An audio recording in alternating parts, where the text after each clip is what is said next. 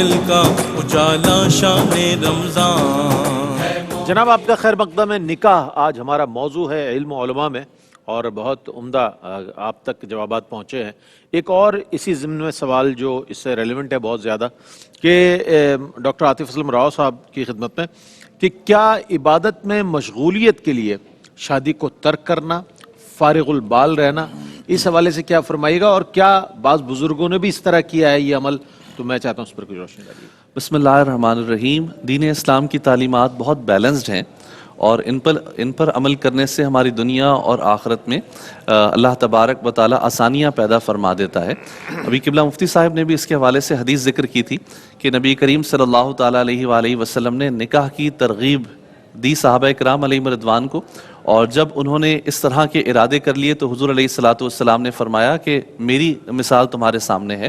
اللہ تبارک و تعالیٰ کا نبی ہوں، مجھے میری دیگر کام بھی ہیں، میری بیویاں بھی ہیں، میری اولاد بھی ہیں، تو اس کا مطلب ان تمام چیزوں کے ساتھ انسان نے زندگی گزارنی ہے. اللہ تبارک و تعالیٰ نے جو تقاضے رکھے ہیں ان تقاضوں کی تکمیل بے حد ضروری ہے.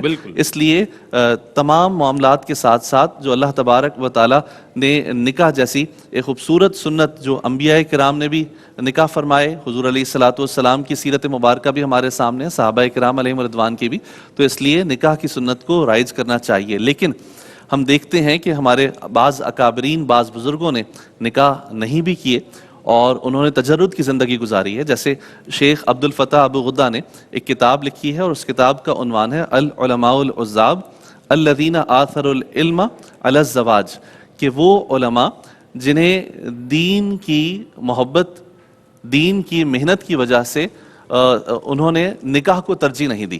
اور اس کتاب کے اندر بڑے بڑے بزرگوں کا ذکر ہے، جیسے علامہ آلوسی رحمۃ اللہ تعالیٰ علیہ ہیں، علامہ جریر طبری رحمۃ اللہ تعالیٰ علیہ ہیں، اور 35 انہوں نے بزرگوں کا ذکر کیا ہے کہ جو محدث تھے، جو فقیہ تھے، جو مفسر تھے، اور انہوں نے پوری زندگی اللہ تبارک و تعالیٰ کے دین کی خدمت کی، دین کا کام کیا اور نکاح نہیں کیا. ہمارے جو ناظرین سن رہے ہیں وہ خدا نخواستہ کسی قسم کی بدگمانی کا شکار نہ ہو، کیونکہ ابھی ہم نے نکاح کے فضائل پہ اتنی ساری بات کی، تو ہو سکتا ہے ذہن میں یہ وسوسہ آئے کہ پھر ان لوگوں نے کیوں نہیں کیے. حالانکہ وہ محدث بھی تھے، وہ فقیہ بھی تھے، بعض نے کتابوں میں پوری کتاب و نکاح پر بحث کی ہے، لیکن کچھ ان کے ذاتی معاملات ہوں گے جو ہمیں اس دور کے اندر نہیں پتا کہ کیا معاملات تھے جس کی وجہ سے انہوں نے اس کو ترجیح دی. لیکن کتابیں اور تاریخ یہ بتاتی ہے کہ انہوں نے شب و روز اپنی زندگی کا جو مقصد ہے وہ علم دین کی ترویج و اشاعت کو بنایا. اور ان کے سامنے چند ایسی روایات، جیسے حضرت عمر رضی اللہ تعالیٰ عنہ فرماتے ہیں، عبداللہ ابن عمر نے نقل کیا کہ حضرت عمر نے فرمایا کہ پہلے دین کا علم اچھے انداز سے حاصل کر لو، اس کے بعد نکاح کرو. اسی طریقے سے بعض بزرگوں نے فرمایا کہ نکاح کرنے کے بعد انسان کی توجہ اس کی بیوی بچوں کی طرف ہو جاتی ہے، پھر ان کے مسائل کو حل کرنے کے لیے انسان کماتا بھی ہے، اس کی توجہات بڑھتی بھی ہیں. تو اس لیے وہ دین کا کام جو ہے اس سے پہلے جتنا بہتر انداز سے کر سکتا ہے کر لے، کیونکہ پھر مصروفیات اسے اتنا وقت نہیں دیتی. تو یہ تمام تر باتیں ہیں، یہ چیزیں ہیں، اس لیے انہوں نے جو ہے اپنے لیے پسند کیا کہ دین کا وہ بڑا کام کریں، کتابیں لکھیں، حضور علیہ الصلوۃ والسلام کی جو تعلیمات ہیں انہیں دوسروں تک پہنچائیں اور تجرد کی زندگی گزاریں. لیکن حضور علیہ الصلوۃ والسلام کا اسوہ مبارکہ ہمارے سامنے ہے، اور یہ دور میں سمجھتا ہوں کہ اس دور کے اندر بہتر ہے کہ اللہ تبارک و تعالیٰ نے آپ کو وسعت دی ہے، فراخی دی ہے، تو آپ نکاح کریں اور ایک اچھی اور پاکیزہ زندگی گزاریں تاکہ اللہ تبارک و تعالیٰ آپ کی زندگیوں کو برکتوں سے مالا مال فرما دے. ٹھیک. اچھا مفتی صاحب، یہ بھی دیکھا گیا ہے کہ نکاح کے معاملے میں بسا اوقات یہ والدین کی طرف سے بڑا پریشر ہوتا ہے کہ جناب یہی کرنا ہے، یہ خاندان ہے ہمارا، دیکھے بھالے لوگ ہیں. والدین کے پریشر میں آگے بچے شادی تو کر لیتے ہیں. تو کیا حکمت عملی ہونی چاہیے کہ پیش آمدہ مسائل کو پہلے ہی پیش نظر رکھا جائے اور ایسے فیصلے کیے جائے؟ والدین کو کیا کردار ادا کرنا چاہیے اولاد کے مستقبل کے حوالے سے؟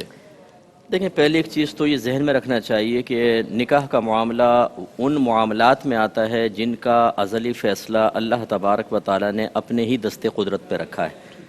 کس کا نکاح کس کے ساتھ ہوگا یہ فیصلہ ازلی ہو چکا ہے.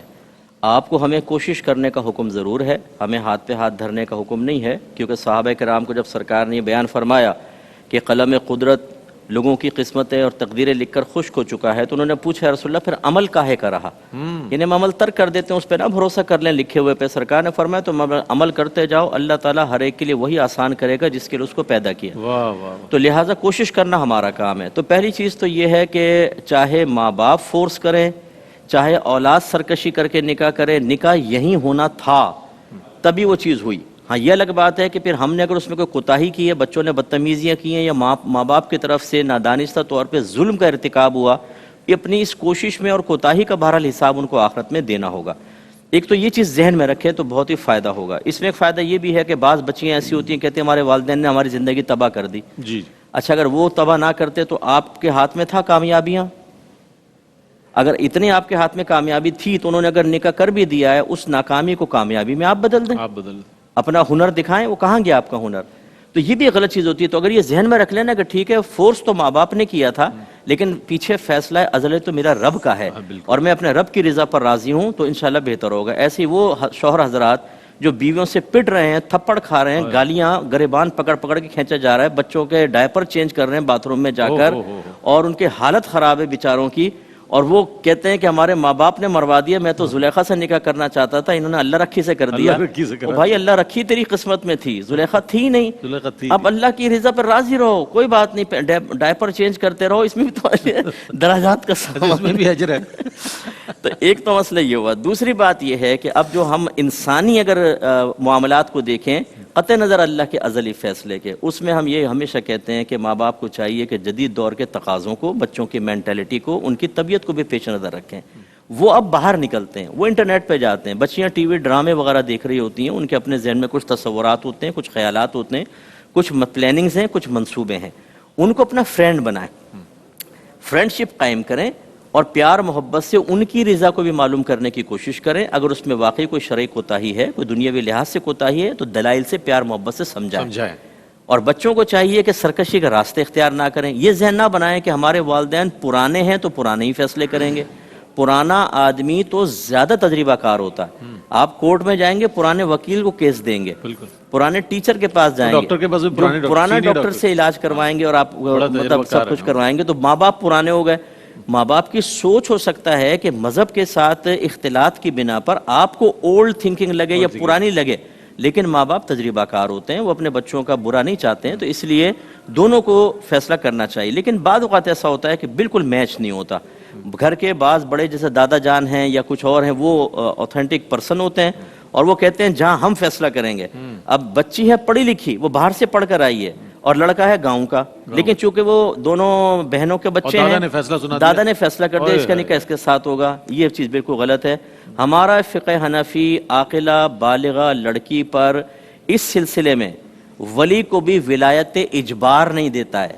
ولایت اجبار کا مطلب جبرن اس پہ زبردستی نہیں کر سکتا ہے. وہ اس کو پیار محبت سے سمجھا سکتا ہے، زبردستی نکاح نہیں کر سکتا. اس پر بھی توجہ کرنی چاہیے. بہت اچھی بات ہے. اچھا یہ اب وقفے کی جانب جا رہے ہیں.